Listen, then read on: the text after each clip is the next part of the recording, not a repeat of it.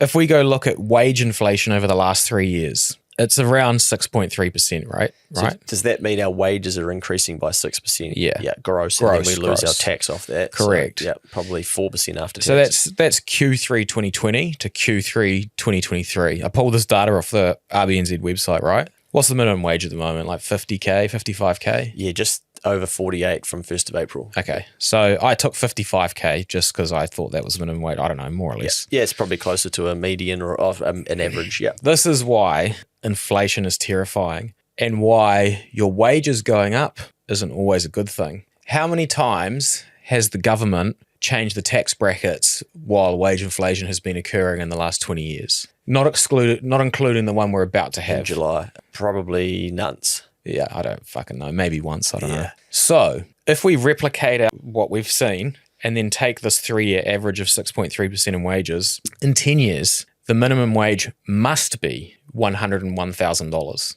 In 10 years? Must be, if we use that. In 20 years, a minimum wage earner enters the top tax bracket. Sheesh. Over $180,000? $186,000 at the current rate. So is that saying the minimum wage is going up by 6% each time, or is that to keep the buying power? Yeah. Yeah. So that's if wages continue to compound at this rate, every single person who has employment in the country will be in the top tax bracket because they're probably not going to index the tax rates. Yeah. You know, they might get some pressure from it, but all you like tax the rich fuckers are going to be in that category. Yeah, wow. So having some critical thinking about this stuff and understanding it and what problems it can cause is quite important because it makes me go, shit, that's interesting. I would be in the top tax bracket. I either need to work out how to protect myself from that or just move away from my mind space of like, we need a 45% tax rate or we need to 39%. Those people can afford it.